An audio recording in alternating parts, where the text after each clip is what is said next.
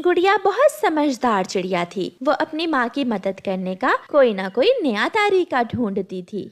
माँ, आप इतने स्वादिष्ट पकोड़े बनाती हैं। आप मुझे पकोड़े बनाना सिखा दें। मैं घर के पास ढाबा लगाकर पकोड़े बेचा करूँगी। ऐसे मैं अपनी माँ की मदद कर सकूँगी। बेटी, ये बहुत मुश्किल काम है। कैसे तू सारा सारा दिन पकोड़े बेचा करेगी? माँ, मैं कर लूँगी, आप चिंता ना करें। बस मुझे पकोड़े बनाना सिखा दें। फिर गुड़िया अपनी मम्मा से पकोड़े बनाना सीख लेती है। गुड़िया की एक सहेली थी जो गुड़िया के पड़ोस में ही रहती थी। जब गुड़िया की सहेली गुड़िया से मिलती है तो गुड़िया उसे बताती है, सहेली, मैं कल से अपने घर के पास ठेला लगाकर पकोड़े बेचा करूँगी। पकोड़े बेचा करेगी? ये काम तो गरीब पक्षी करते हैं, इतना छोटा सा काम तू करेगी? कोई भी काम छोटा या बड़ा नहीं होता, मेहनत करने से हर काम बड़ा बन जाता है। तो फिर तू ही कर ऐसे बड़े बड़े काम। आज से तेरी और मेरी दोस्ती खत्म हुई। मैं एक पकोड़े बेचने वाली चिड़िया से दोस्ती नहीं रख सकती। गुड़िया की सहेली वहाँ से चली जाती है, मगर गुड़िया अपने फैसले पर पक्की रहती है। वो दूसरे दिन अपने घर के पास पेड़ के नीचे पकोड़ों का ठेला लगा लेती है।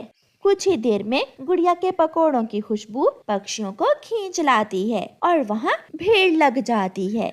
मुझे पहले दो पकोड़े, मैं पहले आई हूँ। मैं पहले आई हूँ। लूसी आंटी और हरियाली तोती, आप सब चिंता ना करें, पकोड़े सबको मिलेंगे।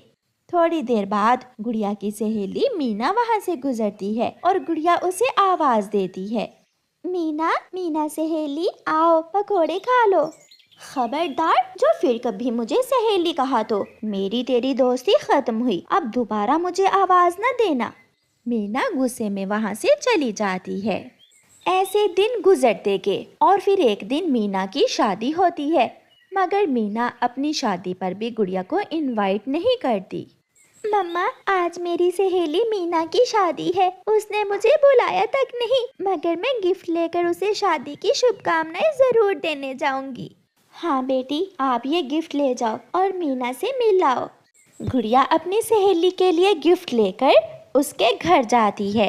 चली जाओ, तुम यहाँ क्या करने आई हो? मेरे ससुराल वाले आते ही होंगे, क्या कहेंगे वो कि मेरी सहेली एक पकोड़े बेचने वाली है? मीना सहेली, मैं तेरे लिए गिफ्ट लेकर आई थी। मीना गुड़िया का गिफ्ट उठाकर बाहर फेंक देती है।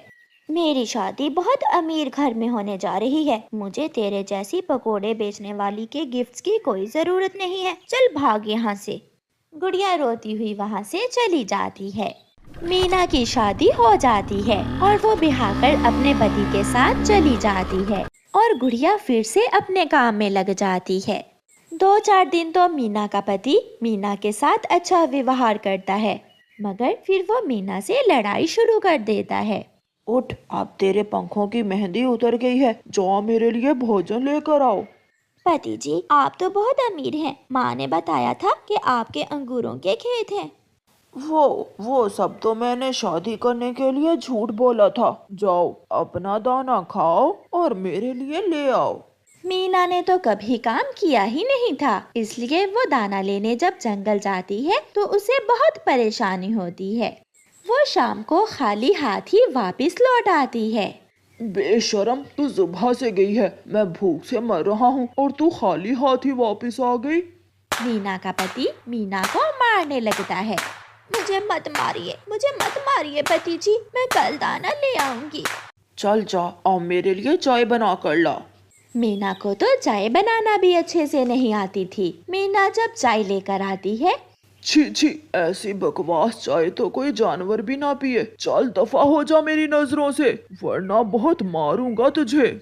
ऐसे मीना की जिंदगी बहुत मुश्किल हो जाती है और फिर एक दिन मीना का पति दारू पीकर घर आता है और उसे मारना शुरू कर देता है। मीना फैसला करती है कि वो अब उस घर में नहीं रहेगी।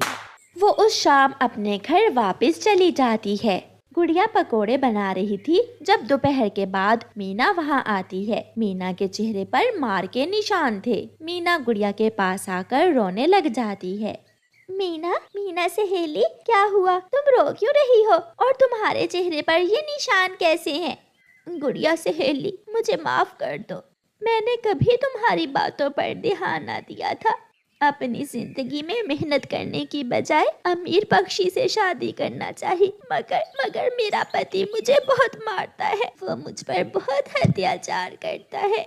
चुप हो जाओ सहेली, आज से तू भी मेरे साथ यहाँ काम करेगी। जब मेरी सहेली मेरे साथ काम करेगी तो मेरे पकोड़े और भी स्वादिष्ट बन जाएंगे। फिर ऐसे मीना अपनी सहेली गुड़िया के साथ मिलकर पकोड़े बेचने लगती है।